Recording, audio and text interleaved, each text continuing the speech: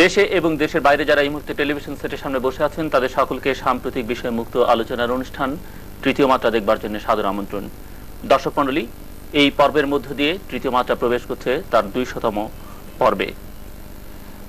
এই আজকের দিন সহ বিগত ১৯৯ দিন অর্থাৎ এই ২০০ দিন যারা আমাদের সঙ্গে ছিলেন দর্শক হিসেবে, আমাদের অনুষ্ঠান দেখেছেন, আমাদের অনুপ্রাণিত করেছেন, উৎসাহিত করেছেন, আপনাদের সকলের প্রতি আমরা কৃতজ্ঞতা জানাচ্ছি। সেই সঙ্গে কৃতজ্ঞতা জানাচ্ছি দেশের বিভিন্ন রাজনৈতিক দলের নেতৃবৃন্দ সহ অন্যান্য শ্রেণী পেশার বিশিষ্ট ব্যক্তিবর্গ যারা এই অনুষ্ঠানে অংশ নিয়ে আমাদেরকে সহযোগিতা করেছেন, তাদের সকলকে আমরা কৃতজ্ঞতা প্রকাশ করছি। এই অনুষ্ঠানের পর্দার পেছনের যে কলাকুশলীরা আছেন তাদের সকলের প্রতি আমি প্রথমেই আজকের অনুষ্ঠানে যারা উপস্থিত আছেন তাদের সঙ্গে আপনাদের পরিচয় করে দিচ্ছি। আজকের দুই অতিথি আমাদের দুই ভিন্ন ভুবনের দুজন তারকা, একজন রাজনীতির তারকা, আরেকজন সঙ্গীতের তারকা। আমি পরিচয় করে দিচ্ছি। আমার ডানে আছেন গণপ্রজাতন্ত্রী বাংলাদেশ সরকারের মাননীয় পরিবেশ ও বন মন্ত্রী, এককালের তুখোড় ছাত্রনেতা, রাজনৈতিক অঙ্গনে দীর্ঘদিন যাবৎ প্রধান সারিতে থেকে দেশের রাজনীতিতে আন্দোলনে গুরুত্বপূর্ণ ভূমিকা পালন করে আসছেন। অনেকে মজা করে তাকে পলিথিন মন্ত্রী হিসেবে চিহ্নিত করেন। জাতীয় সংসদে মাননীয় প্রধানমন্ত্রী একসময় বলেছেন যে তাকে অনেকে পলিথিন মন্ত্রী বলেন। এই সরকারের ২ বছর ৪ মাসে সবচাইতে আলোচিত মন্ত্রীদের তালিকায় যিনি আছেন জনাব শাহজাহান সিরাজ আমার ডানে বসে আছেন। আমার বাইরে যিনি বসে আছেন বাংলাদেশের সঙ্গীত জগতের একজন উজ্জ্বল নক্ষত্র, যাকে অনেকেই কোকিল কণ্ঠী বলেন, কেউ কেউ ব্ল্যাক ডায়মন্ড বলেন। শ্রোতা দর্শক মণ্ডলী, বেবি নাজনীন। মাননীয় মন্ত্রী, আপনি তৃতীয় মাত্রায় অনুষ্ঠানটিতে বেশ কয়েকবার অংশ নিয়েছেন, আলোচনা করেছেন। আজকে অনুষ্ঠানটির ২০০তম পর্ব প্রচারিত হচ্ছে। এই অনুষ্ঠানটির দর্শক আপনি মাঝে মধ্যে দেখে থাকেন, অনুষ্ঠানটি সম্পর্কে আমরা আপনার কিছু মন্তব্য শুনতে চাইব। হ্যাঁ, তৃতীয় মাত্রার যে অনুষ্ঠান চ্যানেল আই করতেছে, এটা আমি স্বাগত জানাইছি। যেদিন আমি প্রথম শুনছি সেদিনই আমি ভালো লাগছে, কারণ আমি বিশেষ করে আমাদের পার্শ্ববর্তী রাষ্ট্র ভারতে, অন্যান্য দেশ তো বটেই, ভারতে কিন্তু বহুত আগের থেকে এই ধরনের অনুষ্ঠান চালু আছে। এটা শুধু রাজনীতিবিদদের জন্য না, মানে একটা সমাজের যত শ্রেণী পেশার মানুষ আছে প্রত্যেকটা অঙ্গনে গিয়ে সেখান থেকে যে যে অঙ্গনে যারা ভালো তাদেরকে এনে বিভিন্ন বিষয় সম্পর্কে, রাজনীতি, শিল্প, সাহিত্য, গান, নাচ, বিভিন্ন ধরনের অনুষ্ঠান এই এর মধ্যে দিয়ে হয়। এটা সত্যিকার অর্থে এখানে মানুষ দুটা জিনিস চিন্তা করে। একটা হলো যে কার বক্তব্য সত্যিকার অর্থে বাস্তবধর্মী, এটা মানুষ বুঝতে পারে, আর কে মেকানিক্যাল বক্তব্য দেয় সেটাও মানুষ বুঝতে পারে। সুতরাং এই অনুষ্ঠানের মধ্যে রাজনৈতিক, সামাজিক, অর্থনৈতিক, তারপর আমাদের সাংস্কৃতিক অঙ্গনে যা যা ঘুরতেছে এগুলি মানুষ কিন্তু শোনার পরে মানুষ অনেক অভিজ্ঞতা সঞ্চয় করে এর থেকে। আর যারা অনুষ্ঠান করে তাদেরও কিন্তু জনগণ কি চায়, জনগণের চিন্তা চেতনা কি, তার সাথে মিলল কিনা সেও কিন্তু এটা অনুভব করতে পারে। সুতরাং এর একটা বিরাট বৈশিষ্ট্য অবশ্যই আছে। এই জন্য চ্যানেল আইকে আমি ধন্যবাদ জানাই। আমরা আশা করব যে ভবিষ্যৎ দিনগুলোতেও আপনি আমাদেরকে সহযোগিতা করবেন। বেবি নাজনীন, আপনি আপনার জগতের একজন তারকা, বাংলাদেশের মানুষকে দীর্ঘদিন যাবৎ আপনি আনন্দ দিয়ে আসছেন। সাধারণের ধারণা যে এই টেবিলটিতে বসে আমরা যেসব আলোচনা করি আপনি তার চাইতে বা আপনার জগতের মানুষেরা তার চাইতে অনেক দূরের। তারপরও আমরা মনে করি যে দেশ, সমাজ, রাজনীতি, অর্থনীতি এগুলো নিয়ে আপনারা ভাববেন। আমি জানি না ঠিক অনুষ্ঠানটা আপনি দেখেন কিনা বা দেখবার সুযোগ হয়েছে কিনা, যদি থাকে বা যদি শুনে থাকেন আজকের এই ২০০ পর্বের এই দিনে আপনার বক্তব্য, অনুভূতি, মূল্যায়ন যদি কিছু থাকে আমরা শুনতে চাই। আপনাকে ধন্যবাদ। এই অনুষ্ঠানের জন্য আমিও শুরু থেকেই এই অনুষ্ঠান দেখি।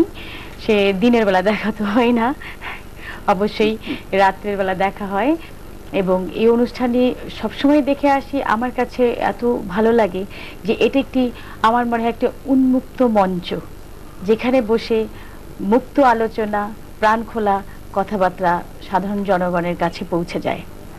আমাদের জনগণ এখন অনেক সচেতন, তারা সব কিছুই ফলো করে, যে কোন নেতা কি বক্তৃতা দিচ্ছেন, কি সম্পর্কে বলছেন।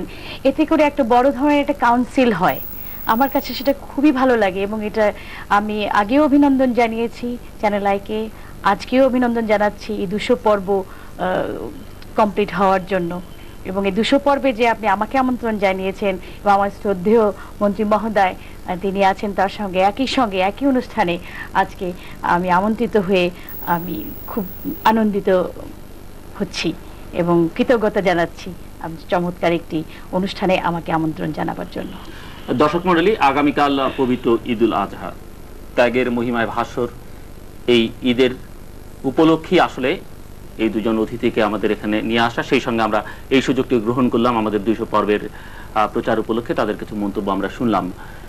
ঈদ নিয়ে আপনারা জানেন যে গত ঈদে আমরা একটু ভিন্ন ধরনের আয়োজন করেছিলাম, রাজনীতিবিদদের সঙ্গে তাদের স্ত্রীদের, সহধর্মিণীদের নিয়ে এসেছিলাম এই অনুষ্ঠানে।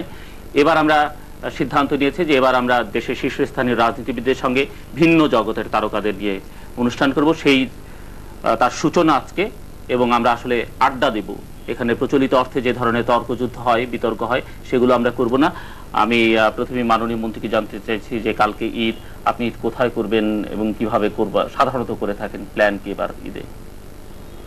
আমি আগে তো আমার এলাকায় ঈদ করতাম, তো এখন আমি এলাকায় খুব কম ঈদ করি, কারণ এলাকায় যাওয়ার পরে ঈদের দিন থাকলে বা 2-3 দিন আগে গেলে হাজার হাজার লোক আসে সাহায্যের জন্য, কাপড়ের জন্য। তবে একটা টাইম পর্যন্ত আমি কিছু কিছু কাপড় ধরেন 1000, 700, 800 কাপড় আগে দিতাম, তারপরে কিছু টাকাও আমি দিতাম। কিন্তু গত 3 বছর আগে আমি যখন এলাকায় গেলাম, আমি কিন্তু ঈদের 2 দিন আগে গেছি। যাওয়ার পরে সকালবেলা উঠে দেখি যে আমার বাড়ির সামনে একটা মাঠের মতো আছে, সেই মাঠে প্রায় 4-5 জন মহিলা। কি ব্যাপার? তো আমি তো ভয় পেয়ে গেলাম, ব্যাপারটা কি? তখন আমাকে বললো শাড়ির জন্য আসছে। আমি তখন খুব কৌশলে পিছন দিয়ে গিয়া আমার মানে আমি একটা ভাড়া বাসা থাকতাম, আমার নিজের একটা জায়গা আছে, ওইখানে আমার গাড়িটা ছিল। ওই গাড়িটা নিয়ে আমি চট করে চলে গেলাম। আমার একটা নিজের প্রতিষ্ঠিত কলেজ আছে, কালিহাতি কলেজ। সেই কলেজে গিয়ে ওখান থেকে খালি বললাম যে খুব জরুরি খবর আসছে, ঢাকার থেকে চলে গেছে। পরে আমি শুনলাম যে আমার প্রতিপক্ষ যারা, তারা জানতো যদি আমি আসবো, তারা বিভিন্ন গ্রামে গ্রামে খবর দিচ্ছে যে এমপি সাহেব আসবে। তখন আমি এমপি ছিলাম, কাপড় নিয়ে আসবে, ট্রাক ভরে কাপড় নিয়ে আসছে রাত্রে। এই জন্য এত লোক হয়েছে। এই আগে আর 2 দিন আগে আবার কোথায় বগুড়া না দিনাজপুরে কে কোন এক ভদ্রলোক ব্যবসায়ী এই কাপড় দিতে গিয়ে 3 জন লোক মারা গেছে। এরপর থেকে আমি ঈদ কিন্তু এলাকায় সহযোগ করি না। এইবার ঈদ আমি অবশ্য যেটুকু সাহায্য করা দরকার আমাদের গরিব মানুষ যারা আছে সেটা আমি করেছিও ইতিমধ্যেই। তবে ঈদ আমি ঢাকায় করব এবার। বেবিনাজ দিন কোথায় ঈদ করবেন এবং কিভাবে ঈদের দিন? আর এবারের ঈদে আপনি দর্শকদের কি উপহার দিচ্ছেন, বিশেষ কিছু দিচ্ছেন কিনা?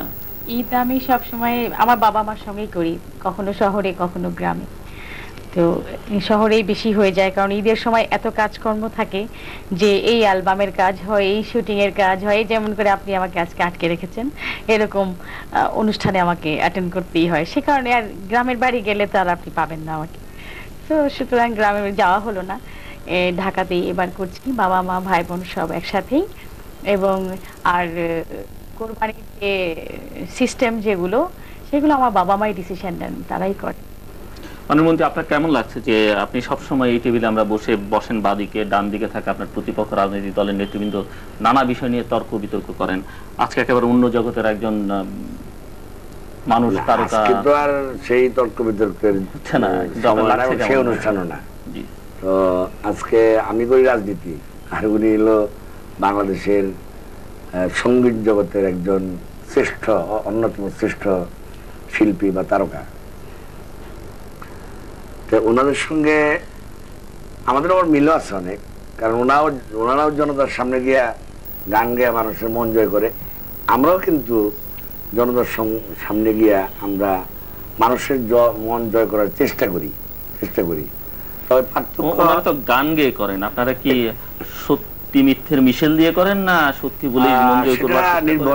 নির্ভর করে পরিস্থিতির উপরে। অনেক সময় ব্যক্তির উপরে মনে করেন, ধরেন আমি একটা, আমার কাছে ধরেন নির্বাচন আগে আমি যেগুলো ওয়াদা করছি মানুষের কাছে, আমি চেষ্টা করি কিন্তু সেই ওয়াদাগুলো পূরণ করার জন্য, এবং লিস্ট করে রাখি তখনই। এখন ধরেন একটা এলাকায় গেলাম একটা ব্রিজ ওপেন করতে, ব্রিজটা আমি আমার উদ্যোগে এটা করা হয়েছে, আমাদের গভর্নমেন্ট করে দিচ্ছে। সেই ব্রিজটা উদ্বোধন করতে গেলাম, মানুষের একটা সাধারণ একটা অভ্যাস হয়ে গেছে, আমি যে একটা নতুন ব্রিজ করলাম সেটার জন্য সেখানে গেলাম উদ্বোধন করার জন্য, এই প্রসঙ্গে কেউ কিছু বলবে না। তখন নতুন করে আরো 10টা দাবি আনে, তখন আমার সাংঘাতিক খারাপ লাগে। এবং আমি কিছুদিন আগে কর্মীদের বলছি যে আমি যেখানে যেখানে যে ওয়াদা করছি আমি 5 বছরে সেটা পূরণ করার চেষ্টা করব, হয়তো পারবো আমি। কিন্তু এখন যদি নতুন করে আমি মানুষের কাছে কোনো কমিটমেন্ট করি, তাহলে এটাও মানুষ মনে করবে যে আগামী নির্বাচনের আগে মন্ত্রী থাকার অবস্থায় এটা করবে। সুতরাং আমি তাদের বলছি যে এখন থেকে কোথাও গেলে নির্বাচনের সময় আমি যে ইউনিয়নে যাব বা যে আমার নিজের থানায় যাব, আমি সেখানে গিয়ে সেই ইউনিয়নে আমি 2 বছর 4 মাসে কি কাজ করছি এটা তোমাদেরকে বলতে হবে। এটা আমিও বলি, আমি তো সব কিছু বলি না, বাট আমি বলি এইটা বলবা। তারপরে বিশেষ কোনো দাবি যদি থাকে যেটা না হলেই নয়, সেটা তোমরা বলতে পারো। কিন্তু ঢালাও ভাবে 10টা 15টা দাবি নতুন করে করলা, আমি তো নির্বাচন আগে সে কমিটমেন্ট ফুল করতে পারবো না। কাজে এইটা হলে কিন্তু আমি নির্বাচন কোনো মিটিংয়ে যাবো না। এইভাবে আমাদের সাথে একটা মানে বোঝাপড়া হয়েছে আর কি। বেবি নাজনীন, আপনি সংস্কৃতি জগতের মানুষ, সংস্কৃতির মানুষ, রাজনীতি এবং রাজনীতিবিদদের সম্পর্কে আমাদের এখানে মিশ্র ধারণা আছে, নানান মানুষের নানান ধারণা আছে। আপনার মাঝে মধ্যে হয়তো রাজনীতিবিদদের সঙ্গে মেলামেশার সুযোগও হয়েছে। সবকিছু মিলিয়ে রাজনীতিবিদদের সম্পর্কে, বাংলাদেশের বর্তমান রাজনীতি সম্পর্কে আপনার ধারণাটি কি? আমার মনে হয় ধারণা যদি কোনো অন্য রকমের বক্তব্য থাকে মাননীয় মন্ত্রী জবাবও দিতে পারবেন তার, সেই জন্য ওনারা শোনারও দরকার ওনাদের। না, আমাদের এখন যেভাবে চলছে, আমরা একটু আগে বলেছি জনগণ অনেক সচেতন, তারা বুঝতে পারে, বুঝছে। সব কিছু করার জন্য একটা সময় দিতে হয়। যে আমি যখনই যে দায়িত্বে আমাকে আপনি দেবেন, আমাকে সেই সময় দিতে হবে যে হ্যাঁ, আমি যে দায়িত্বের মধ্যে যে পদক্ষেপগুলো নিচ্ছি, আমি যা কমিটমেন্ট করছি, আমাকে সেই দায়িত্বগুলো পূর্ণ করবার জন্য সময় দিতে হবে আমাকে। সেই সময়টুকু গেলে পরে আপনি আমাকে আর্গু করতে পারেন, আপনি আমাকে সেই পজিশনে ফেলতে পারেন যে হ্যাঁ, সময় না দিয়ে আপনি আমার কাছ থেকে এখনই সব কিছু আদায় করবেন, তা হতে পারে না। আর আমি সেটা যাতে করতে পারি ঠিকভাবে, সেই জন্য আপনি আমাকে সেই সুযোগটাও দিতে হবে। যদি আপনি আমাকে মানসিকভাবে বিভ্রান্ত করেন, সমালোচিত করেন, তখন কিন্তু আমি সেটা আমি নিজেও বিভ্রান্ত হয়ে যাব, যে আমি কনফিউজ হয়ে যাব যে আমি আমার জনগণকে আমি ঠিক মতো গাইড করতে পারছি কিনা। এটা কিন্তু একটা বিশাল ব্যাপার। আমি মনে করি যে এই বিষয়গুলো খুব খোলামেলা সুন্দরভাবে আলোচনা করলে, সে আলোচনা যদি একজন শুনেও সেটাও পরিষ্কার হয়, আর তাকে বলতে দেওয়া হলেও সেটাও পরিষ্কার হয়ে যায়। তো আমরা কিন্তু সেই সময়টা কিন্তু খুব প্রবলেম পড়ি, যখন বুঝতে পারি না যে আমি বলতে চাইছি, আমি তাকে বলতে দিচ্ছি না, সে করতে চাইছে, তাকে আমি করতে দিচ্ছি না। তো এরকম সিচুয়েশন হলে কিন্তু খুবই বিপদ। আর এখন যে আমাদের ইন্টারন্যাশনালি যে গ্লোবালাইজেশন সিচুয়েশন আমরা পড়েছি, সেক্ষেত্রে আমাদের দেশ তো অনেক পদক্ষেপ নিয়েছে, অনেক সেগুলো কতটাই হয় আমরা তো আমাদের দেখার জন্য সময় দিতে হবে, তো করার জন্য সময় দিতে হবে। যেমন উনি আজকে এখানে আছেন আমার বন এবং পরিবেশ সম্পর্কে, সারা ওয়ার্ল্ড ওয়াইড গ্রিনারি নিয়ে সবাই সচেতন। আমরা কেন না, আমাদেরও এখন সেই রকম সচেতন হতে হবে, সারা স্বাস্থ্যসম্মত হতে হবে, সব শিক্ষা ব্যবস্থা নিয়ে উন্নত হতে হবে, সেই সম্পর্কিত আমাদের পদক্ষেপ নিতে হবে। সবচেয়ে বড় কথা, শিক্ষা ব্যবস্থার মধ্যে জনগণকে সার্বিকভাবে স্বাস্থ্যসম্মত করার জন্য যে সচেতনতা, তার পদক্ষেপ নিতে হবে। তাহলে সাধারণ মানুষ সার্বিকভাবে তারা শিক্ষিত হবে এবং উন্নত হবে, ডেভেলপ করবে নিজেদেরকে। তারপরে গিয়ে আমরা আমাদের দেশ নিয়ে আমরা আরো বিশ্বায়নে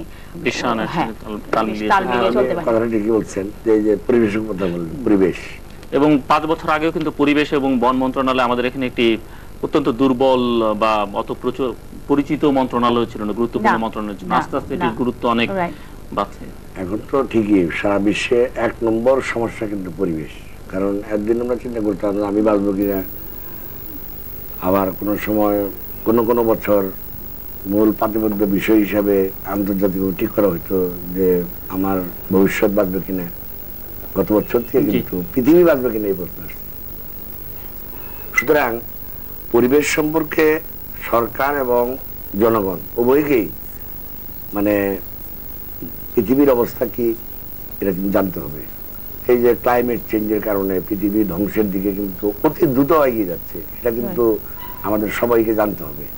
এবং বাংলাদেশের অবস্থা হলো সবচেয়ে খারাপ পরিবেশগত হবে। এই ক্লাইমেট চেঞ্জের কারণে বাংলাদেশের দক্ষিণবঙ্গ ডুবে যাওয়ার সম্ভাবনা আছে। আমাদের মানে সবচেয়ে বড় পৃথিবীর অন্যতম একক ম্যানগ্রোভ ফরেস্ট সুন্দরবন এটা ধ্বংস হয়ে যাওয়ার সম্ভাবনা আছে এবং অলরেডি কিন্তু প্রক্রিয়া শুরু হয়ে গেছে।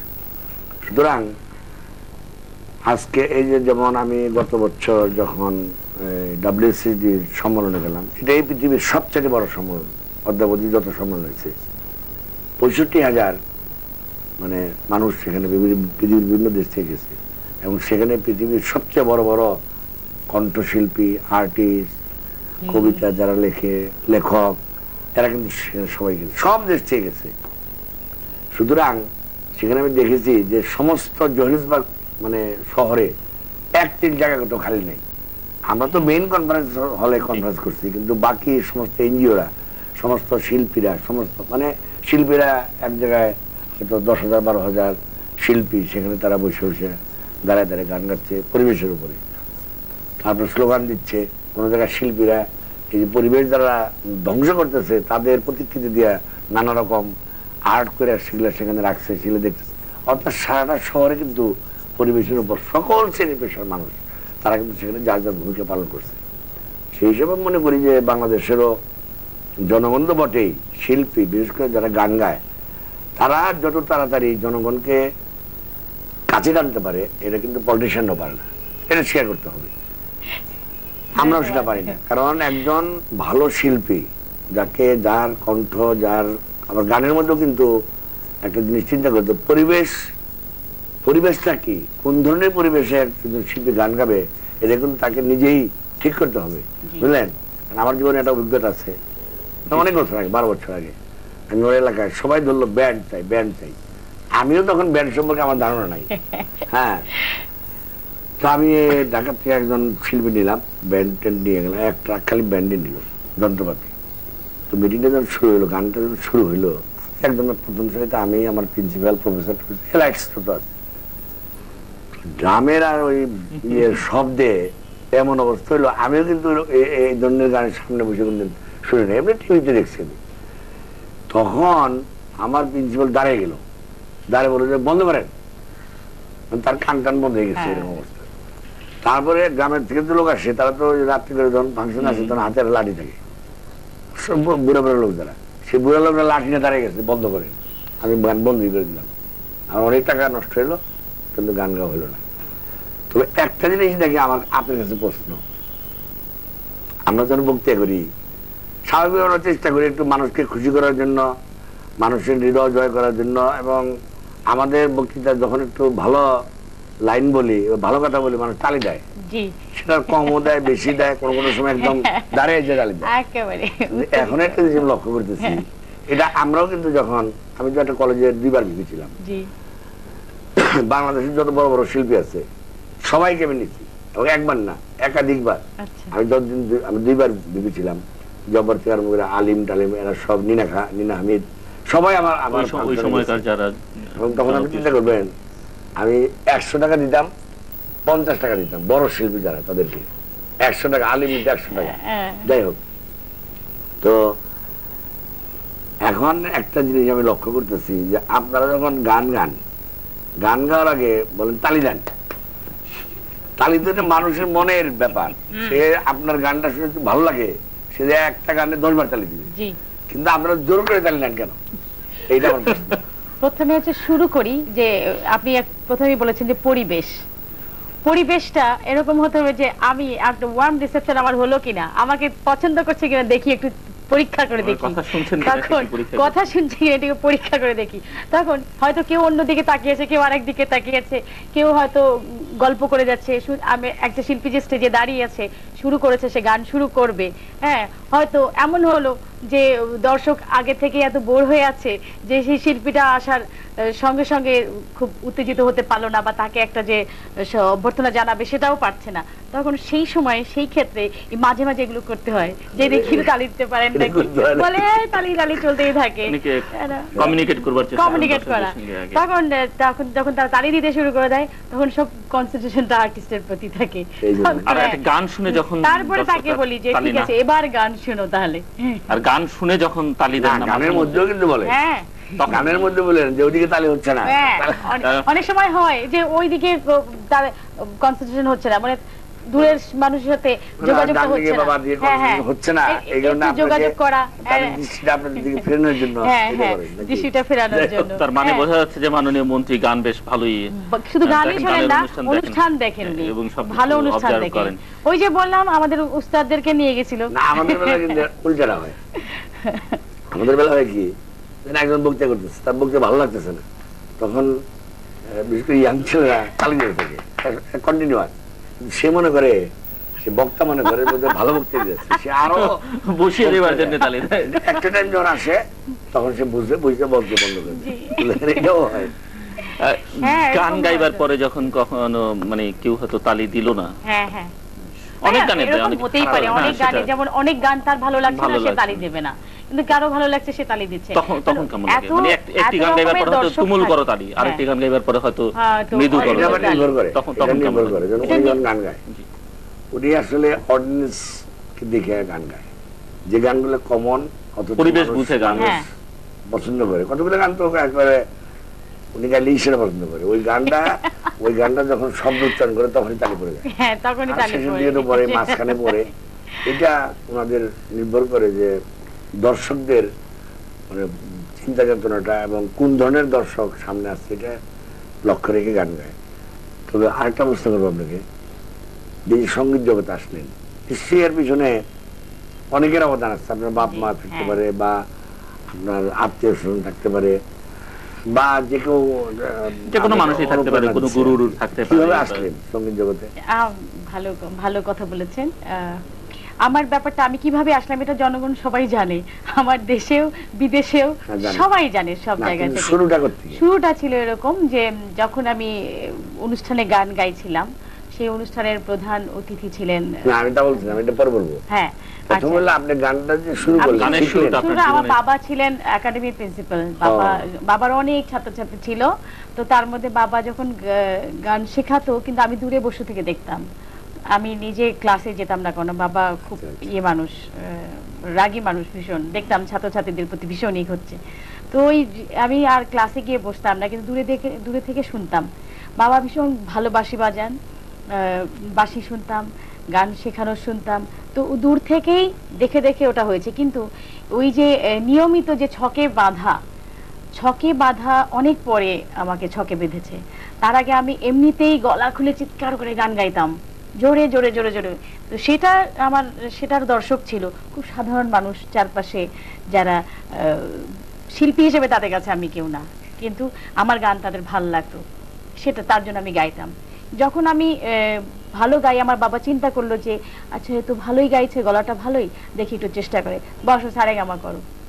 এই সারেগামা আর বুঝি না। মানে আপনার পিতার উত্তরাধিকার সূত্রে আপনি নিজে গায়ক হয়েছেন, তাই না? গায়িকা হয়েছেন। এখন একটা প্রশ্ন হলো যে আপনি তো এখন একজন জাতীয় শিল্পী, এবং বাংলাদেশ আন্তর্জাতিক খ্যাতিও আছে, জাতীয় তো বটেই, আন্তর্জাতিক খ্যাতি সম্পন্ন শিল্পী। এখন আমরা অনেক আগে থেকে শুনতেছি যে আমাদের রাষ্ট্রপতি, স্বাধীনতার ঘোষক রাষ্ট্রপতি জিয়াউর রহমান, তিনি নাকি একটা ফাংশনে আপনার গান শুনে খুব মুগ্ধ হয়েছিলেন, এবং তারও অবদান আছে, সেই আপনাকে জাতীয়ভাবে এক্সপোজ করার চেষ্টা করেছে, যে কারণে আজকে আপনি এই জাতীয় এবং আন্তর্জাতিকভাবে একটা বড় শিল্পী। সেটা কি ঠিক? এটা আপনার আশীর্বাদ, আপনি আমাকে সুন্দর করে বললেন, এবং সত্যি এটা আমার অনেক বড় পাওয়া। স্রষ্টার কাছে আমি কৃতজ্ঞ। স্রষ্টা যিনি যেমন আমাকে ভালোবেসে এমন একজন মানুষের হাতে দিয়েছিলেন, তিনি একজন দেশের বিখ্যাত মানুষ ছিলেন, সবচেয়ে বড় মাপের মানুষ আমি মনে করি। মানে আমি যখন ছোট, উনি যখন আমার ওই একটি প্রোগ্রামের প্রধান অতিথি ছিলেন, তখন আমি সেখানে গাইছিলাম একটি গান। উনি পরপর 3 বার আমাকে বলেছে আবার গাও, তো তুমি আবার গাও, এমনি করে করে। এটা গান ছিল একটা বাংলা কাওয়ালি ছিল, বাংলা কাওয়ালি। হ্যাঁ হ্যাঁ, আমি গিয়ে শোনাবো। ওটা একটা ইসলামিক কাওয়ালি ছিল। হ্যাঁ শোনাই গানটি, শুনে।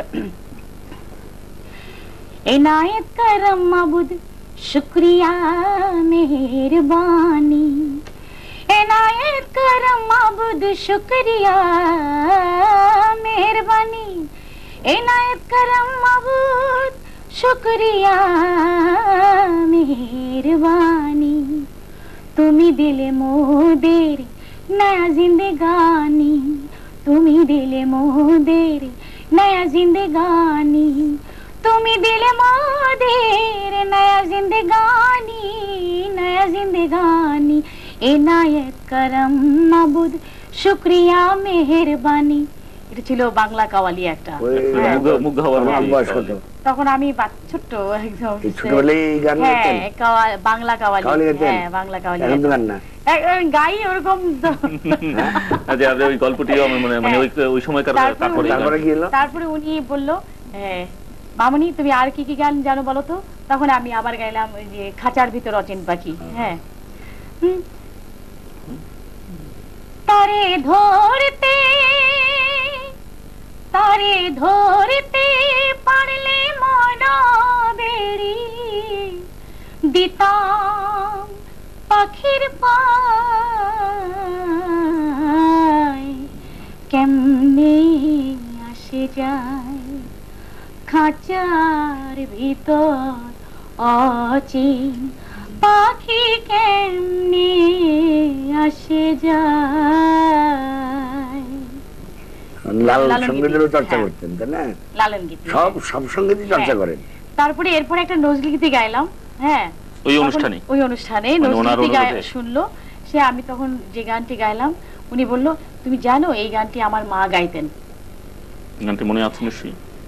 সে গানটি হচ্ছে, সন্ধ্যা মালতী যাবে ফুল বনে ঝরে, কে আসি বাজালে বাঁশি ভৈরবী সুরে, সন্ধ্যা মালতী যাবে। এখন দেখা যাচ্ছে তারপর কি হলো আমরা শুনি। তারপরে উনি বলে, হ্যাঁ তারপরে বলে এর তো এখানে থাকা যাবে না, সঙ্গে সঙ্গে আরো মন্ত্রী আঙ্কেলরা ছিলেন যারা, সবাই বলল হ্যাঁ, বলে একে তো আর রাখা যাবে না, তো আমার মেয়ে, ওকে তো এখন ভালো শিল্পী হতে হবে, ভালো করে শিখতে হবে, ওকে আমি সঙ্গে করে নিয়ে যাব। কোথায় কোথায় সব লোকজন এরকম করে ডাকছে, উনি যেরকম ডাইরেক্ট জিজ্ঞেস করতেন একদম, কোথায় কোথায় কোথায়, আমি আমার মেয়েকে নিয়ে যাব এখান থেকে, ওকে এখানে রাখা যাবে না, ওকে ভালো শিল্পী হতে হবে। কোন ইয়ারে? এটা 76। জি। এই গানটা ছিল কোন জেলায়? মানে রংপুরে ছিল। হ্যাঁ রংপুর। হ্যাঁ হ্যাঁ। তাহলে এখান থেকে আমরা একটা জিনিস মনে করতে পারি যে আমি অবশ্য জানতাম না জিয়াউর রহমান সাহেব এত সঙ্গীত প্রিয় ছিলেন বা যতটুকু হোক ছিলেন।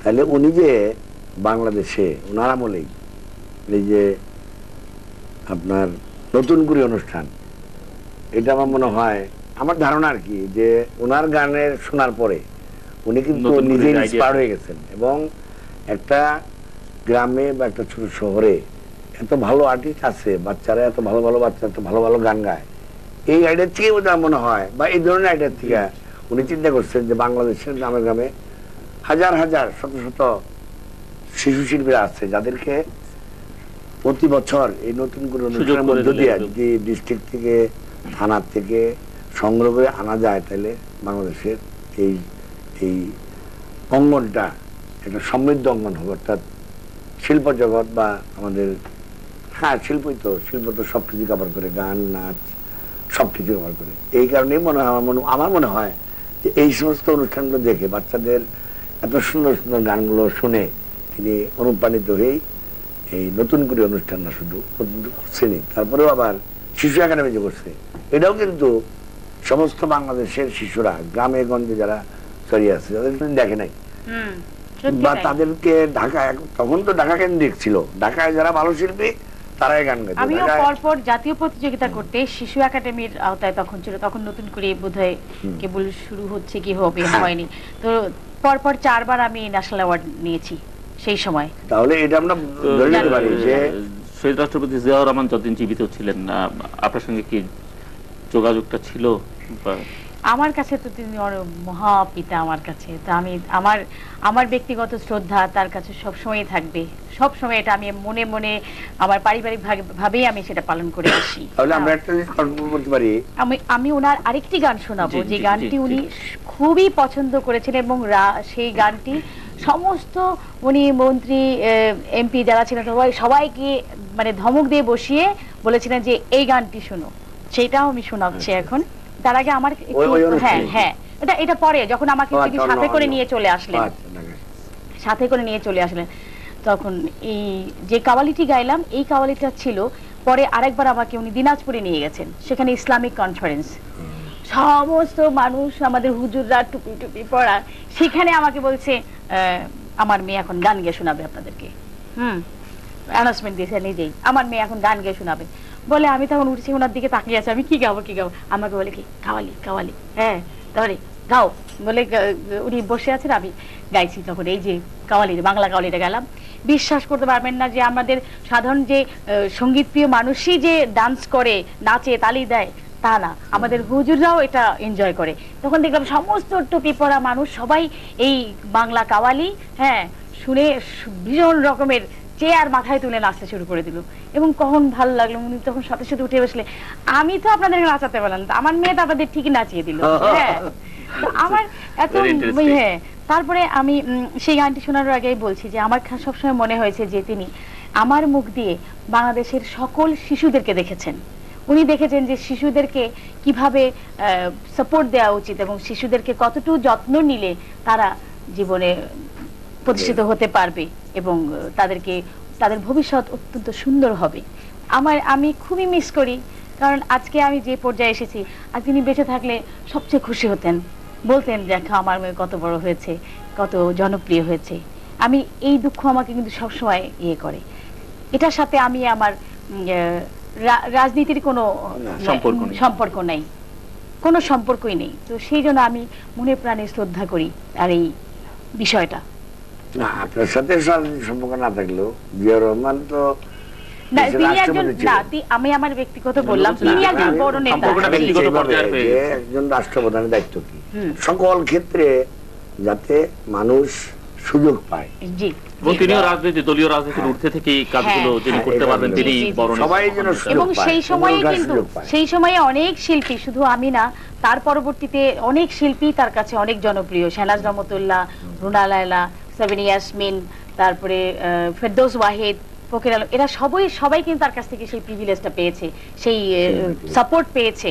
একজন শিল্পীকে যতটুকু ইন্সপায়ার করা দরকার সেটা করে গেছেন। আমরা কাওয়ালিটি শুনতে চাই। কাওয়ালি তো শোনালাম, এটা আরেকটি গান। যেটা কাওয়ালি শোনালাম প্রথমে, ওইটা ছিল মেইন গান। ওটা ছিল। আর আরেকটি গান যেটা খুব উনি বোধহয় ভীষণ মাকে সবসময় মনে করেন, সবসময় আমাকে বলতো যে জানো আমি কোনো কিছু করার আগে না আমার মাকে মনে করি, তুমিও মনে করবে, এরকম করে বলতেন।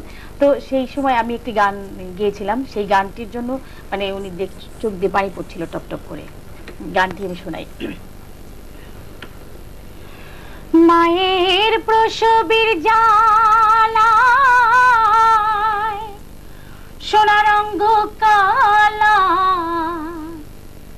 দারুণ বিষে মায়ে কলি যায় অঙ্গার, মা বলিয়া বাছা ডাকুরে একবার। ও হায়রে যখন উঠে পুত্র ধন, চমকি ওঠে মায়ের মন, কামছাইরা যায় মা তখন আউলিয়া বেনি। ছেলে গেলে পরদেশে মাথাকে না সারাসে, কখন আসিয়া বাছা করিবে আর, মা বলিয়া বাছা ডাকুরে একবার। এই গানটি প্রশ্ন করি, জি গান তো আপনার জীবনের মানে এখন নেশা বলেন পেশা বলেন, আমার যেরকম রাজনীতির নেশাও আমার পেশাও, আপনি এর বাইরে সঙ্গীত জগতের বাইরে কি আপনার ভালো লাগে করতে, মানে হবি আর কি, গান বাদে? হবি ছোটবেলায় তো খুবই খেলাধুলা করতাম। এখন গানের ফাঁকে ফাঁকে যেটা আমার ভালো লাগে যে আমি মাঝে মাঝে কবিতা লিখি। আমরা কি কবিতার একটু ছত্র শুনতে পারি? কবিতা লিখি। ঠিক আছে, কবিতা ঠিক কবিতার মতোই আমি আমার নিজের কম্পোজিশন সুর করা কয়েকটি লাইন আমি গানের শুনিয়ে দেই, যেটা আমার খুব ভালো লাগে। জানি না আপনাদের কেমন লাগবে। আমার ঘরে জোছনা জলে দক্ষিণা হাওয়া গুনগুন করে, আমার ঘরে জোছনা জলে দক্ষিণা হাওয়া গুনগুন করে, থাকো না চোখে বসো হৃদয়ে, থাকো না চোখে বসো হৃদয়ে, অভিমানী চাঁদ গলে যায় যায় গো, অভিমানী চাঁদ গলে যায়। আমার উঠোনের সবটুকু জুড়ে সুখের আনন্দ খেলা করে, আমার উঠোনের সবটুকু জুড়ে সুখের আনন্দ খেলা করে, যেও না দূরে আধার করে, যেও না দূরে আধার করে, থাকো গো কাছে থাকো না চোখে বসো হৃদয়ে, থাকো না চোখে বসো হৃদয়ে, ধিকে ধিকে প্রাণ জ্বলে যায় যায় গো, ধিকে ধিকে প্রাণ জ্বলে যায়। এখন বোঝা গেল যে বিভিন্ন দিন শুধু মানে গানই গায় না, সে গান লেখেও এবং কবিতাও লেখেন। না, গান লেখেন এবং শুরু নিজেই দেয়, শুরু করেন এবং শুরু করেন আপনি নিজেই, তাই না? সঙ্গীত জগৎটা আপনি কবিতা লিখেছেন এবং সম্ভবত ওনার একাধিক বইও বেরিয়েছে কবিতা। আমার 3টি বই আছে। 3টি বই আছে, খুব ভালো। কিন্তু এর বাইরেও তো অনেক কিছু আছে, যেমন রান্না।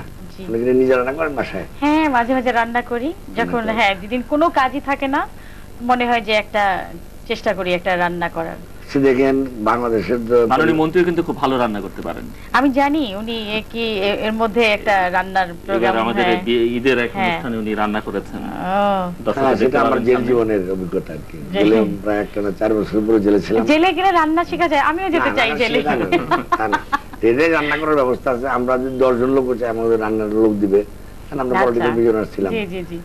আমি তো দিনটা তো কাটাতে হবে, রাতটা তো কাটাতে হবে। আমি তখনই ওই সবাই জোগাড় যন্ত্র করে দিত, আমি রান্না করতাম, সবই রান্না করতে পারি। যাই হোক, সেটা বড় কথা না। এখন এই যে সঙ্গীত জগতের বাইরে অনেক কিছু কিন্তু সমাজের জন্য করার আছে। যেমন ধরেন আমাদের মাননীয় প্রধানমন্ত্রী গত বছর, আগের বছর, তার আগেও অনেকবার করছেন, গাছ লাগানোর উপর দারুণ উনি একটা আহ্বান জানিয়েছেন। বাংলাদেশকে বাঁচাতে হলে গাছ লাগাতে হবে এবং 2020 সালের মধ্যে দেশের 2015 সালের মধ্যে দেশের 20% অংশে গাছ লাগাতে হবে। এতটুকু ধরেন একটা সরকারের ঘোষণা। আমি মন্ত্রী হিসেবে যতটুকু পারতেছি এটা লাগানোর চেষ্টা করতেছি, কিন্তু মূল বিষয় হলো জনগণকে লাগাতে হবে। এটা জনগণকে লাগাতে হবে, স্বতঃস্ফূর্ত ভাবে লাগাতে হবে। লাগাচ্ছেও আপনারা যারা শিল্পী বা আপনি নিজে এই গাছ টাছ লাগান? জি, আমার বাগান করা আমার ভীষণ একটা প্রিয় জিনিস। বাগান করা, বাড়িতে গাছ লাগানো, যতটা ন্যাচারাল পরিবেশের মধ্যে থাকা যায়। পরিবেশ ছাড়া তো কিছু হয় না। আমরা শিল্পী, আমাদের পরিবেশের বাইরে তো আমরা না। যত সুন্দর পরিবেশ হবে তত সুন্দর গান হবে, তত সুন্দর কবিতা হবে, তত সুন্দর লেখালেখি হবে, উপন্যাস, গল্প, সংস্কৃতি সব হবে। অবশ্যই পরিবেশটার উপরেই সবকিছু। যে পরিবেশ যত উন্নত হবে, যত স্বাস্থ্যসম্মত হবে, তত পরিবেশ জনগণ ওরকম স্বাস্থ্যসম্মত হবে এবং আমরা ওইভাবে নিজের মন মানসিকতাকে তাড়াতাড়ি কাজে লাগাতে পারবো। তবে হ্যাঁ, গত বছর আমাদের যে ঢাকায় যে আমরা বৃক্ষরোপণ কর্মসূচির উদ্বোধন করলাম এবং বৃক্ষ মেলা হলো, মানে মাননীয় প্রধানমন্ত্রী আমাদের প্রধানমন্ত্রী ছিলেন, সেখানে কিন্তু গাছের উপরে এত সুন্দর সুন্দর গান তৈরি করে, এটা কিন্তু ঢাকার না, সব বাইরের মানে যারা আর্টিস্ট তারা আসছিল, দিনাজপুর, রংপুর, গাইবান্ধা, তারপরে খুলনা, বিভিন্ন জেলা থেকে, আমরা প্রায় 10টা জেলা আনছিলাম। প্রত্যেক জায়গা থেকে দেখলাম গাছের উপরে এত সুন্দর সুন্দর গান তৈরি করছে। তাহলে আপনারা তো ওই দায়িত্বটা পালন করতে পারেন। আপনারা যখন টেলিভিশনে গান বা কোনো বড় বড় অনুষ্ঠানে গান তখন তো 2-1টা গান পরিবেশের উপরে করলে এটা কিন্তু আমাদের জন্য, জাতির জন্য একটা বিরাট অবদান রাখবে। অবশ্যই আমরা করতে চাই এবং আমি আপনাকে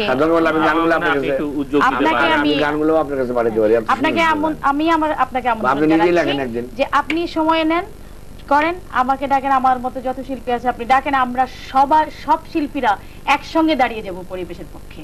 এবং এটা তো আমাদের 6 দফার আন্দোলন যখন বাংলাদেশে শুরু হলো, এক পর্যায়ে আইয়ুব খানের নির্যাতন, অত্যাচারে একেবারে সারা দেশের মানুষ কথা বলার অধিকার ছিল না। তখনও কিন্তু আমরা দেখেছি, নামটা ভুলে গেছে, দেখেন এটা একটা অপরাধ মনে হয় আমার, নোয়াখালীর এই, যাই হোক, সে কিন্তু তখন এই হাজার হাজার মানুষের সামনে 6 দফার উপরে যে গান গাইতো, মানুষ পাগল হয়ে যেত। সুতরাং গান কিন্তু মানুষকে অত্যন্ত সহজে সব দিক থেকে মানে মানুষের হৃদয় জয় করতে পারে। বিশেষ করে আমাদের স্বাধীনতা আন্দোলনে আমি দেখেছি, স্বাধীনতা আন্দোলনে অনেকগুলা গান, এগুলি যারা রচনা করছে তাদেরকে তো কৃতজ্ঞতা জানাবোই, এবং যে সমস্ত শিল্পীরা সেটা গাইছে সারা জীবন তাদেরকে আমরা না, আমাদের ভবিষ্যৎ বংশধররা তারা কিন্তু স্মরণ করবে। সুতরাং আজকে দেশ স্বাধীন হয়েছে, আজকে আমাদের দায়িত্ব হলো দেশের মানে স্বাধীনতার যে স্বপ্ন সেটাকে বাস্তবায়িত করা। সেই স্বপ্ন ধরেন কৃষিক্ষেত্রে, শিল্পক্ষেত্রে, বেকারত্বের অভিশাপ থেকে জাতিকে মুক্ত করার ক্ষেত্রে, তারপরে আমাদের শিক্ষাগত, আপনি নিজেই বলছেন যে একটা জাতিকে সত্যিকার অর্থে যদি বড় হইতে হয় তাহলে শিক্ষার প্রয়োজন। এই শিক্ষা আমাদের তো সরকার শিক্ষা ক্ষেত্রে একটা বৈপ্লবিক পরিবর্তন আনতেছে, প্রাইমারি শিক্ষার ক্ষেত্রে, তারপরে এইচএসসি, এসএসসি, এখানে জানেন যে মেয়েদেরকে, সমস্ত মেয়েদেরকে ফ্রি এডুকেশনের ব্যবস্থা করছে, এবং একই সাথে পাশাপাশি মেয়েকে এই চাকুরিতে নিয়োগের জন্য, সেনাবাহিনীতে শুরু করে সর্বস্তরে নিয়োগের জন্য জিয়া রহমান সাহেব ব্যবস্থা করেছিলেন। আমাদের মাননীয় প্রধানমন্ত্রী এটাকে আরো দ্রুত গতিতে এগিয়ে নেওয়ার জন্য চেষ্টা করতেছেন। তাহলে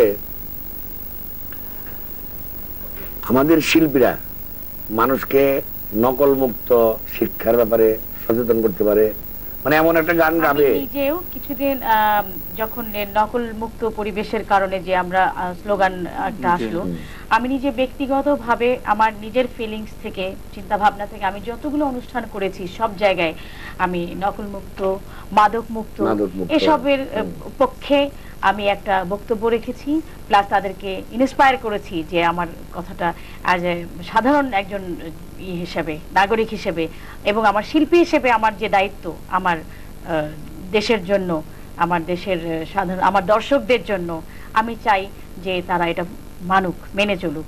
এবং যে কোনো জায়গায় যখনই অনুষ্ঠান করতে গেছি তখনই আমি এ সম্পর্কে বলেছি, এখনো বলছি যে ওটা একটা সামান্য একটা অসুস্থতা, নকল করা বা এই মাদক আসক্তি হওয়া, এটা কিন্তু কোনো বিষয় না, ছোট্ট একটা বিষয়।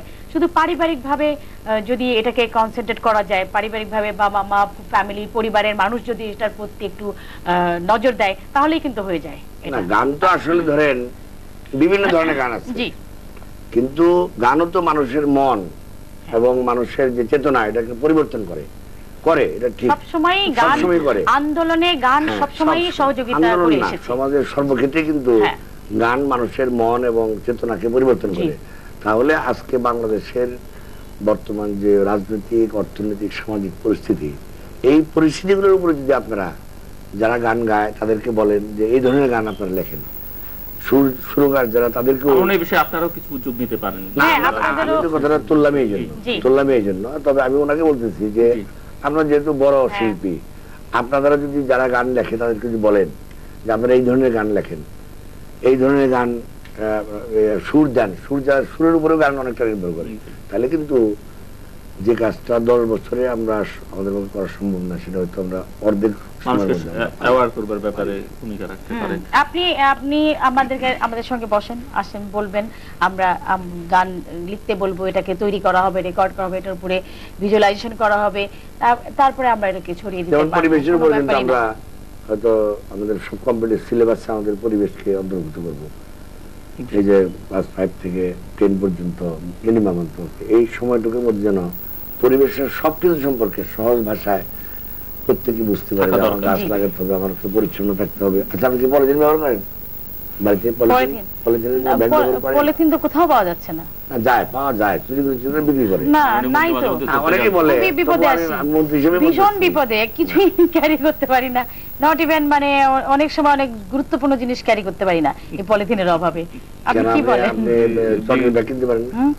ওইটাই তো, চটের ব্যাগই তো, কি চটের ব্যাগ, কাগজের ব্যাগ এই अवेलेबल না। अवेलेबल আমরা তো আর মানে একটা চটের ব্যাগ 10টা চটের ব্যাগ কেনার মতো সমর্থন নাই। এখন পাতলা কাপড়ের ব্যাগও পাওয়া যাচ্ছে, ভালো ভালো ভালো ভালো ইয়ে দোকানগুলোতে, বাজারে সুন্দর পাতলা কাপড়। আপনি তো সারা দেশে যান, হ্যাঁ, এই পলিথিনের উপরে তো স্বাধীনতা আন্দোলনে আমি দেখেছি অনেক নতুন নতুন গান তৈরি হয়েছে, জারি গান, কবিতা। এই গত পলিথিনের আন্দোলনে আপনি বিশ্বাস করেন, আমি নিজেও এখন বিশ্বাস করতে পারি না, প্রত্যেকটা জেলায় গিয়েছি, এখন বাচ্চা থেকে আরম্ভ করে বড় বড় মেয়ে ছেলেরা এবং গায়করা তারা কিন্তু অংশগ্রহণ করেছে এই পলিথিনের উপর বিভিন্ন ধরনের গান তারা তৈরি করেছে। আমি অবাক হয়ে গেছি। সুতরাং আমি মনে করি যে যারা সঙ্গীত জগতে আছেন তারা দেশের উন্নয়নের ক্ষেত্রে একটা বিরাট অবদান আপনারা রাখতে পারেন। আমার কিছু কিছু গান আমি করেছি এ পর্যন্ত, দেখানো হয়েছে সেই গানগুলো। 5টা গান আপনি এক জায়গায় গাইলেন, একটু ভাঙছে। একটা গান যদি এই ধরনের সমাজের সংস্কার বা দেশের বর্তমান যে পরিস্থিতি, কোন বিষয়টা সবচেয়ে বেশি মানুষকে কষ্ট দিচ্ছে, পীড়া দিচ্ছে, সে বিষয় নিয়ে আপনারা গাইতে পারেন। আমি কিছু গান করেছি যেগুলো ইতিমধ্যে এগুলো প্রচারও হয়ে গেছে, যেমন নারী মুক্তির, মহিলাদের তাদের সমমানের গান, তারপরে পরিবেশের উপরেও গান করেছি। এগুলো অলরেডি কিন্তু প্রচার হয়ে গেছে। আপনি কি এখন মাননীয় মন্ত্রীকে কিছু, মাননীয় মন্ত্রী আপনার কাছে আপনাকে কেবল প্রশ্ন করেই যাচ্ছেন আর আপনি উত্তর দিয়ে যাচ্ছেন? না, আমার, হ্যাঁ, আমি আসলে ওই প্রশ্ন উনি করছে যেগুলো সুন্দর আলোচনার জন্যই আমি মনে করি যে আসলে এই আলোচনাগুলো সত্যি প্রয়োজন। সবসময় এই আলোচনা সবাই করে না, হ্যাঁ, আর উনাদেরকে তো সবসময় আপনার প্রশ্ন করেই যান। এই যে যেন চেয়ারে বসেন, এই করছেন না কেন, ওই করছেন না কেন, এ সারাক্ষণ তো তার প্রশ্নের সম্মুখীন হচ্ছেই। আমি মনে করি যে আমার মন্ত্রী মহোদয় আজকে যখন এখানে বসেছে, আমি না হয় নাই বা গেলাম সেই কট্টর আলোচনায় যে আপনি কেন এটা করেন না। আমি কোনো কিছুর কৈফিয়ত চাইতে চাই না। উনি এতদিনের অভিজ্ঞতা, ওনার রাজনীতি, সমস্ত চুল পাকিয়ে ফেলেছেন। হ্যাঁ, তো মজা করলেন, একটু যোগ করলাম। আমার কি জানেন, চুলের জন্য আমি খুব খ্যাতি নাম করছি, সবাই বলে, ছেলে মেয়েরা সবাই, মানে আমার ছেলে মেয়ে না, আপনার মাথায় চুল কেন? হ্যাঁ, সেই কিন্তু এটা ঠিক। আমি জেলখানায় বাদামি জাল দিতাম। আমার মনে হয় আপনি আপনার বাসার পরিবেশটা ঠিক করে রেখেছেন যে সমস্ত ফ্রেশ এয়ার আপনি পান, নিঃশ্বাস আপনি একলাই নিতে পারেন। আমার মনে হয় এত চুল কেন ওর মাথায়, কেমনি আছে দিনে সত্যি। হ্যাঁ, তো সেই জন্যই বললাম যে ওইরকম আর কঠোর আলোচনায় নাই বা গেলাম। তবুও একটু আমি একজন শিল্পী হিসেবে আমি যেমন মনে করি যে একটা সংস্কৃতি হচ্ছে একটা দেশের প্রাণ। একটা দেশ জাতি বেঁচে থাকে একটা সংস্কৃতির উপরে। তার সংস্কৃতি যত উন্নত সেই জাতি তত উন্নত, আমি এটা বিশ্বাস করি। তো সেক্ষেত্রে পরিবেশ আমাদের বাইরে না, সংস্কৃতির একটা অঙ্গন এটা। তো সেটাই আমার কাছে আমার ইচ্ছা যে আপনি নতুন করে আর কোনো পদক্ষেপ নিয়েছেন কিনা। হ্যাঁ, আমি ইতিমধ্যে অনেকগুলো পদক্ষেপ নিয়েছি। সেই সম্পর্কে আমাদের একটু বলেন। পলিথিনের বিষয়টা তো বলার অপেক্ষা রাখে না। এই যে ঢাকা শহরকে বলা হতো এই গ্যাস চেম্বার, এখন কি আপনার মনে হয় ঢাকা শহরে যে ঘুরেন তাতে কি আগের মতো অবস্থা আছে? না না, একটা পরিবর্তন, অনেকটা পরিবর্তন আরো হবে। এই জন্য আমরা এই 2 স্ট্রোক 3 হুইলার বন্ধ করে আমরা গ্যাস চালিত গাড়ি কিন্তু ইতিমধ্যে বেবি ট্যাক্সি গুলো চলছে। তারপরে catalytic converter, diesel particular filter, oxidation catalytic, এগুলো প্রত্যেক গাড়িতে ফিট করা থাকলে তাহলে কিন্তু এই যে এমিশনটা অনেক কমে যায়, অর্থাৎ দূষিত ধোঁয়াটা কম বের হয়। আপনার গাড়ি আসছে তো নিশ্চয়ই, আপনার গাড়িতে কি ক্যাটালিটিক কম্পোনেন্ট লাগাইছেন? এইটা আমি বলতে পারবো না। তবে যদি না লাগিয়ে থাকেন তাহলে এটা লাগাই দেবেন। গাড়ি লাগানোর পর দেখবেন যে আপনার গাড়িতে যতটুকু দূষিত ধোঁয়া বের হয়, কার্বন ডাইঅক্সাইড বা অন্যান্য গ্যাস বের হয়, এটা অনেক কমে যাবে। এটা আমরা করে ফেলছি অলরেডি, তবে পরিপূর্ণতা লাভ করে নাই, কারণ আমাদের কিছু মেশিনপত্র অভাব ছিল, এটা অলরেডি এসে গেছে। এখন আমরা ঢাকা থেকে শুরু করে সারা বাংলাদেশে প্রত্যেকটা গাড়িতে আমরা বাধ্যতামূলক করবো। আর যে গাড়িতে লাগানো আসে সেটা তো লাগবে না। তারপরে এই যে ঢাকা শহরে যে আপনারা বাস করেন, নিশ্চয়ই চোখে পড়ে এই যে কি বলে এটাকে গার্হস্থ্য বর্জ্য, বা এটাকে আমরা যেটা বলি মিউনিসিপাল ওয়েস্ট, এটা তো বুঝেন যে কি অবস্থা ঢাকা শহরে। এগুলো এখন ফেলানোর জায়গা নাই, জায়গার দাম কিন্তু সোনার দাম হয়ে গেছে। আমরা একটা সোনার চেয়েও দামি, মানে এই জায়গার দামে। তো আমরা একটা পরিকল্পনা করতেছি অলরেডি, এটা প্রায় মানে সিদ্ধান্ত নেওয়ার পথে, যে যত ওয়েস্ট আছে সেটা আপনার মিউনিসিপ্যাল ওয়েস্ট হোক, মেডিকেল ওয়েস্ট হোক বা ইন্ডাস্ট্রিয়াল ওয়েস্ট হোক, এই সমস্ত ওয়েস্টকে প্লাজমা টেকনোলজির মাধ্যমে বা ভিন্ন টেকনোলজির মাধ্যমে আমরা এটাকে 5000 ডিগ্রি সেন্টিগ্রেডে পুড়িয়ে আমরা এটার থেকে গ্যাস তৈরি করবো। সেই গ্যাস থেকে হবে বিদ্যুৎ, আর বাকি যেটা রেসিডিউ থাকবে বা আলাদাভাবে করেও আমরা এটার থেকে বায়ো ফার্টিলাইজার করতে পারি। এই ধরনের একটা প্রকল্প চূড়ান্ত হওয়ার পথে। তারপর আপনি জানেন যে আমাদের দেশে ইটের ভাটা, এটা যেখানে যাবেন সেখানে হাজার হাজার ইটের ভাটা। এই ইটের ভাটাগুলা আমাদের দেশে যে কত ক্ষতি করছে এটা কিন্তু অনেকেই চিন্তা করতে পারে নাই। বাট আমরা ছোট্ট একটা দেশে বাস করি, এখানে জায়গা কম কিন্তু লোক সংখ্যা, পৃথিবীর মধ্যে সবচেয়ে ঘনবসতিপূর্ণ এলাকা হলো আমাদের বাংলাদেশ। প্রায় 15 কোটি লোক, মানে 14 কোটির উপরে লোক, 15 কোটির কাছাকাছি, মানে 15 কোটি আর কি। এখন এই যে সারা দেশে ধোঁয়া, এই মানে চিমনির ধোঁয়া, এই ইটের ভাটা পোড়ানোর কারণে ধোঁয়া, এদের থেকে মুক্তি পাওয়ার জন্য আমরা দুইটা কাজ করতেছি। একটা হলো যে 120 ফিট বা 30 ফিট চিমনি করলে যে ধোঁয়াটা বের হবে, এই ধোঁয়াটা উপরে উঠে যাবে আর রেসিডিউটা নিচে বেড়ে যাবে। আর যদি ছোট চিমনিতে করি আমরা, সাধারণ চিমনি যেটা একদিন করছে মানুষ বা এখনো কিছু আছে, এটাতে করলে কিন্তু সমস্ত ধোঁয়া এবং কাগজ টাগজ যা আছে সব ক্ষেত খামারে, মানুষের বাড়িতে, সব জায়গা, মাছ মৎস্য থেকে আরম্ভ করে সব ধ্বংস করতেছে।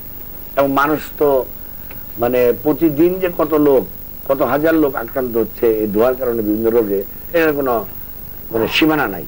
এটার থেকে মুক্ত হওয়ার জন্য একটা হলো বাংলাদেশের অল্প জমি, এখানে আমাদের লোক সংখ্যা বাড়তেছে, কিন্তু আমাদের উৎপাদনের যে জমি সেটা কিন্তু প্রতিদিন লক্ষ লক্ষ টন জমি নষ্ট হচ্ছে। আর টপসল যেটা, এটি আসলে মাটি, এই মাটিটা কেটে আনে কিন্তু ইট বানাচ্ছে। সুতরাং আমরা এই ব্যাপারে দুইটা সিদ্ধান্ত আছে আমাদের, যে 130 ফিট বা 20 ফিট পর্যন্ত যে চিমনিগুলো আছে, এগুলি যদি আমরা এবার 60% আগে হয়ে গেছে। তো এটা যদি, এটার ফলে আরেকটা উপকার পাচ্ছি আমরা, সেটা হলো যে একটা 120 ফিট 30 চিমনিতে আমরা এই ডাবল প্রোডাকশন দিতে পারে। আর সেখানে কয়লা পুড়তে হবে, কয়লা পোড়ার এমনি সিদ্ধান্ত আছে যে গাছ কাটা যাবে না। আমাদের যে গাছ কাটা হচ্ছে নির্বিচারে, বিভিন্ন জায়গায় গাছ কাটে, কারণ কি এটার মেইন কারণ হলো 50% কারণ হলো এই কাঠগুলা এই ইটের ভাটায় পোড়ানো হয়। সুতরাং আমরা ইতিমধ্যেই কয়লা সহজতর করেছি, কয়লা আমদানি ব্যাপকভাবে হচ্ছে। একদিকে যেরকম আমরা কাঠ পোড়ানোর থেকে আমরা দেশকে রক্ষা করতে পারতেছি, আরেকদিকে আমরা একটা ব্লক ইট আছে যেটাকে বলা হয় কম্প্রেসড কংক্রিট ব্লক ব্রিক্স। পৃথিবীর, আপনি তো ভুলে গেছেন, কোথাও কি চিমনি ভাটা দেখছেন? পৃথিবীর কোন জায়গায় কিন্তু ইটের ভাটা এখন আর ওই ইটের ভাটা নাই, আদিকালের সেই ইটের ভাটা নাই। এখন এই ব্লক ইট করা হয় শুধু বালি এবং সিমেন্ট দিয়ে। আর 4 তলার উপরে করতে হলে কিছু পাথরের গুঁড়া লাগে, বাস। আপনার কোনো মাটি টাটি কিছু লাগে না, কাঠও লাগে না, এটা পুরোইতে হয় না। এটা 48 আওয়ার্সের মধ্যে এটা বানিয়ে রাখলে অটোমেটিক মেশিনে হয়। এটা রাখলে এটা 48 ঘন্টার মধ্যে একদম ইটের চেয়ে শক্ত হবে। এটা একটা কাজ আমরা ইতিমধ্যেই মানে শুরু করেছি এবং আমরা খুব সফলতা লাভ করছি। তারপরে ধরেন এই যে শব্দ দূষণ, এটা তো প্রতিদিন পত্রিকা আসতেছে, এটা আমরা কেবল গানের শব্দ দূষণের কথা বলছি। হ্যাঁ, সেটাও আছে। সেটাও গানের আছে। শব্দ অবশ্যই যেমন গানের গায়কের দোষ না, সেটা গায়িকার দোষ গায়কের না। দোষ না, right. এটা হলো একটা অনুষ্ঠান আমরা করতেছি, হ্যাঁ। বাংলাদেশের বিভিন্ন জায়গায় অনুষ্ঠান হয়। এখন আপনি যে এরিয়ার মধ্যে অনুষ্ঠানটা করতেছেন সেখানে যতটুকু শব্দ দরকার সেটুকু আপনি ততটুকু শব্দ রেখে আপনি গান গাইতে পারেন, তাতে কোনো অসুবিধা নেই। কিন্তু আপনি সবসময় মনে রাখতে হবে যে আপনি যে গানটা গাচ্ছেন গানটা সন্ধ্যার পরে শুরু হয় সাধারণত। এখন মতিঝিল কলোনিতে একটা মাঠ আছে, সেই মাঠে একটা অনুষ্ঠান হচ্ছে, বা এরকম জায়গায় আবাসিক এলাকায় এই যে 4 ঘন্টা 5 ঘন্টা গান বা গান না, গান ছাড়াও মিটিং হয়, পলিটিক্যাল পার্টিরা মিটিং করে এবং মাইকের এত আওয়াজ দেয় যে ওই এলাকার লোকজন তো শুনেই, মানে মাঠের লোকজন যাতে 2 মাইল দূরের থেকে আপনি শুনতে পারে এটারও ব্যবস্থা হয়। ছেলে মেয়েদের লেখাপড়া ক্ষতি হয় এই শব্দে, লেখাপড়া ক্ষতি হয়, অসুস্থ রোগীদের জন্য ক্ষতি হয়, মানুষের কানের ক্ষতি হয়, ব্রেনের ক্ষতি হয়। জনবহুল দেশ, এখানে একসঙ্গে তো যানজট কিভাবে হয় দেখেন, রাস্তাতে 24 ঘন্টা গাড়ি চলতেছে, এই 10টা গাড়ি যদি একসঙ্গে হর্ন দেয় তাহলে ওইখানকার রাস্তাতে যারা হাঁটাচলা করে তাদের হর্ন দেয়া বন্ধ করে দেন। একদম না, বন্ধ করা যাবে না, এটা দরকার আছে। তো আমরা এটাকে একটা লিমিটেশনের মধ্যে আনবো, যতটুকু আওয়াজ হইলে, হর্নের আওয়াজ হইলে মানুষের ক্ষতি না হয়, আমরা সেই কারণে একটা প্রকল্প ইতিমধ্যে আমরা আলোচনা করেছি, প্রায় চূড়ান্ত হওয়ার পথে। এই কাজটা আমরা ইনশাল্লাহ আগামী মাসের মধ্যে।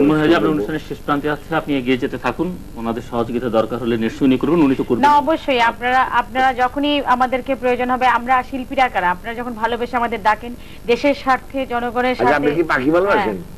ভীষণ ভালোবাসি। খাইতে ভালোবাসেন?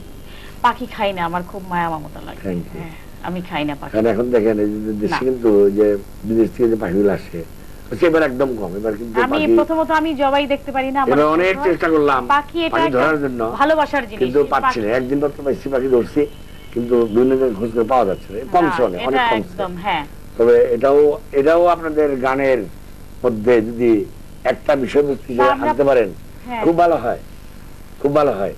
এটা আস্তে আস্তে আমার মনে হয় মানুষ বেশ মেনে চলছে। এটা শেষ করে আনছি আপনাকে, কোকিল কোনটি গায়িকা বলা হয়? কোকিলের কণ্ঠ সুন্দর বেশি না বেবি নাজনীনের কণ্ঠ সুন্দর বেশি, আপনার নিজের উপলব্ধি? কোকিলের সাথে বেবি নাজনীনের একটা সম্পর্ক রয়েছে। হ্যাঁ, কোকিল তো যখন তখন ডাকে না, পরিবেশ পেলে কোকিল ডাকতে থাকে, আর কোকিল ডাকে যখন। কোকিলের একটা গান আছে না, আসলে কিন্তু এই কারণে গানটা এত চমৎকার এবং এত সুন্দরভাবে গায়। আমরা শুনবো, উনি শুনেছেন বক্ত, আমার মনে হয় আপনি শুনেছেন না? আমাকে তো এখন কোকিল বলেই ডাকতে শুরু করে দেয়, যদি কোথাও দেখি অনুষ্ঠানে গেছি, কোকিল, ব্ল্যাক ডায়মন্ড কোকিল এসেছে, ব্ল্যাক ডায়মন্ড কোকিল এসেছে। ডায়মন্ড বেশি মূল্যবান না বেবি নাজনীন মূল্যবান? কি রেসপন্স? আমাকে দেখলেই তারা এটা বলতে থাকে, তার মানে আমাকে না দেখলে তার বলবে না। যে তো কোকিল বলতে থাকে, কোকিলের ডাকও দিতে থাকে, আমিও বলি হ্যাঁ দেখি শুনি কে কত কোকিলের ডাক রাখতে পারে। তখন সারা মানে পুরো দর্শকের মাঝখানে এসে কু কু শব্দ শুরু হয়ে যায়, তাতে আমার মনে যে কোকিল নিজে ভয় পাবে এরকম ডাক শুনে। আমি সেই গানটি কি শোনাবো? মাননীয় মন্ত্রী যেহেতু শুনবেন আপনি, পছন্দ করেন গানটি। হ্যাঁ, আসলে এই গান যুগ যুগ বেঁচে থাকবে, যুগ যুগ। আর সত্যি কথা একটু বলে নেই যে আমাদের এই যে গানগুলো, এগুলো আমাদের ঐতিহ্য, এটা আমাদের ফোক, আমাদের এই ফোক গান, পল্লীগীতি, ভাটিয়ালি, এটা পৃথিবীতে আর কোথাও নেই। আমাদের সঙ্গে কেউ এটাতে টক্কর দিয়ে পারবে না কোনোদিনও। আমাদের সংস্কৃতি এত সমৃদ্ধ, এই গান আমাদের এত সমৃদ্ধ যে বহুদিন ইন্ডিয়া থেকেও অনেকে চেষ্টা করেছে, কেউ পারে নাই এরকম ফোক গান কেউ গাইতে পারে। কারণটা বোধহয় যে আমাদের দেশে যারা শিল্পী, যারা গান লিখে, তারা আমাদের দেশের মানে প্রত্যেকের সঙ্গে যে মাটি এবং মানুষের নেচারের সম্পর্কটা এত জড়িত, যেখানে এটা আপন ইচ্ছা, এটা একেবারে আপন ইচ্ছা, এটা মাটির গান, মাটির সাথে পরিবেশগত কারণে এই ধরনের গান কিন্তু লেখে এবং গায়। আসলেই তাই। গানটি শোনাই, গানটি বাংলাদেশের জনগণ যেমন আমার সাথে গায়, আমার দেশে বিদেশে যখন আমি রিপ্রেজেন্ট করতে যাই তখন বিদেশিরাও আমার সাথে গান গায় এই গান। তো আমি তাদের একটু শিখিয়ে দিই এক লাইন, তখন আবার তারা আমার সাথে গাইতে থাকে। আমায় উদাসী বানাইয়া গেল বসন্তেরই কালে গো, মরার কোকিলে আমার ঘুম ভাঙাইয়া গেল গো, মরার কোকিলে। আমি যখন গাইতে থাকি ঘুম ভাঙায় গেল যদি আমি বলি, পরে মরার কোকিলটা আমাকে আর বলতে দেয় না, দর্শক বলে তো আমি এই গান আর একা গাই না, আমি আমার দর্শকের সাথেই গাইতে থাকি। আমরা কি মাননীয় মন্ত্রীকে গান না একটু আপনি আমার সাথে একটু গান এই এক লাইন আপনি না গেলে তো হবে না, আপনি শুনতে চেয়েছেন আপনি তাহলে খালি কোকিলটা বলেন। আচ্ছা কোকিলটা বলবেন। আমার ঘুম ভাঙাইয়া গেল গো, বলেন বলেন মরার কোকিলে, আমার ঘুম ভাঙাইয়া গেল গো মরার কোকিলে, আমায় পাগল বানাইলো গো মরার কোকিলে। গান ঘুম ভাঙাইয়া বলেন আমার ঘুম ভাঙাইয়া গেল গো, যাই হোক আমার ঘুম ভাঙাইয়া গেল গো মরার কোকিলে। আপনি শুধু মরার কোকিলে বলবেন, উনি আমার ঘুম ভাঙাইয়া গেল গো বলবেন, আপনি মরার। হ্যাঁ হ্যাঁ আপনিও বলেন আমার ঘুম ভাঙাইয়া গেল গো মরার কোকিলে, আমায় পাগল বানাইলো গো মরার কোকিলে, আমায় উদাসী বানাইয়া গেল বসন্তের কালে গো মরার কোকিলে। আপনি গাইতে শুরু করেন, গলা ভালো হয়ে যাবে। আমি কথা বলি তো, কথা বলবো বোঝা গেল যে একদম মন হয়ে যায়। আপনাকে যখন পলিথিন মন্ত্রী বলা হয় তখন আপনার কেমন লাগে? সাময়িকভাবে ভালো লাগে, কিন্তু আলটিমেটলি আমার ভালো লাগে না। অনেক দায়িত্ব, অনেক দায়িত্ব, খালি পলিথিন না। ম্যাডাম পার্লামেন্টে বলার পরে অনেকেই বলে, কিন্তু আমি তখন ভালো লাগছে আমার কাছে, কিন্তু তখন যখন আমি মানে বৃহত্তর অঙ্গনে দেখি পরিবেশ ব্যাপারে, তখন কিন্তু এটাই আমার আরো অনেক পলিথিন জড়িয়ে আছে সেখানে, একটা করে সেই পলিথিন ফেলে দিতে হবে। দর্শক মণ্ডলী, আজকের এই আনন্দঘন মুহূর্তে তৃতীয় মাত্রার 200 পর্ব উপলক্ষে এবং ঈদের প্রাক মুহূর্তে আমরা অনুষ্ঠান শেষ করছি। আপনারা জানেন যে মাননীয় মন্ত্রী ইতিমধ্যেই বেশ কয়েকবার তৃতীয় মাত্রা অংশ নিয়েছেন। যেহেতু বিষয়টি দেশের বিভিন্ন সমস্যা নিয়ে মাননীয় মন্ত্রী আরো আসবেন, বেবি নাজনীন এই প্রথম এসেছেন, হয়তো আরো আসবেন, কিন্তু তুলনায় হয়তো একটু কম আসবেন, যেহেতু উনি গান দর্শকদের আনন্দ দেন। এবং যেহেতু এই আনন্দের মুহূর্তে আমরা বেবি নাজনীনের একটি গান দিয়ে এই অনুষ্ঠানটি শেষ করতে চাই, এবং আমাদের আজকের অনুষ্ঠানের অতিথি বেবি নাজনীনের একটি গান। অনুষ্ঠান শেষ করবার আগে আমাদের অনুষ্ঠান যারা দেখছেন, অনুষ্ঠান সম্পর্কিত যে কোনো মতামত জানিয়ে আমাদের লিখতে পারেন। আমাদের লিখবার ঠিকানা হচ্ছে পরিচালক, তৃতীয় মাত্রা, Channel i, GPO box 2433, Dhaka 1000। আমাদের ইমেইল করতে পারেন এই অ্যাড্রেসে tmatra@ccn-media.com। আপনাদের মতামত নিয়ে আমাদের অনুষ্ঠান তৃতীয় মাত্রায় আপনি এখন প্রচারিত হচ্ছে প্রতি শুক্রবার বাংলাদেশ সময় বিকেল 3:30টায় এবং রাত 2টায়। আশা করি সেই অনুষ্ঠানটি আপনারা নিয়মিত দেখবেন, যেমন দেখছেন তৃতীয় মাত্রা। মাননীয় মন্ত্রী আমাদের অনুষ্ঠানে আসবার জন্য এবং এই চমৎকার আড্ডায় অংশ নেবার জন্য আপনাকে অসংখ্য ধন্যবাদ, এবং আমরা আশা করব যে কাজগুলো আপনি করছেন দেশকে পরিবেশের উন্নত করবার জন্য, দূষণমুক্ত করবার জন্য এই কাজ অব্যাহত থাকবে, এবং আমরা সবাই মিলে আপনাকে সহযোগিতা করব। আমাকে শুরু থেকে মন্ত্রীর পর থেকে আমার যত কাজ, সব কাজে চ্যানেলাই সহযোগিতা করেছে, অন্যান্য পত্র পত্রিকা, ইলেকট্রনিক্স মিডিয়া সবার কাছে আমরা সব ধরনের শুভ কাজের সঙ্গে আছি। বেবি নাজনীন, আমরা আশা করব যে আপনিও আগামী দিনে আরো সুন্দর সুন্দর গান আমাদেরকে উপহার দেবেন। এই পাশাপাশি আমরা আমাদের দেশের সংস্কৃতির উন্নয়নের জন্য কাজ করে যাব এবং দেশের সংস্কৃতিকে সমৃদ্ধ করার জন্য কাজ করে যাব। এটা আমি মনে করি আমাদের দেশের সকল প্রথম শ্রেণীর শিল্পীদের দায়িত্ব সেটা। দর্শক মণ্ডলী, ওনাদের অঙ্গীকারের সঙ্গে তাল মিলিয়ে আমরা বলতে চাই যে ত্যাগের মহিমায় ভাস্বর যে ঈদ শুরু হচ্ছে, এই মুহূর্তে আমরা অঙ্গীকার করছি যে দেশের জন্য, দেশের মাটির, এই মাটির জন্য, এই দেশের সকল মানুষের জন্য, কল্যাণের জন্য, যে কোনো ত্যাগ স্বীকারের জন্য আমরা প্রস্তুত আছি, এবং আমরা সবাই মিলেই প্রস্তুত আছি। 200 পর্বের আগ পর্যন্ত আপনারা এই অনুষ্ঠান দেখে আমাদেরকে যারা সহযোগিতা করেছেন তাদের সকলের কাছে আবারও কৃতজ্ঞতা প্রকাশ করছি, এবং আমরা আশা করছি যে আগামী দিনগুলোতে আপনারা আমাদের সঙ্গে থাকবেন। আপনাদের সবাইকে ঈদ মোবারক।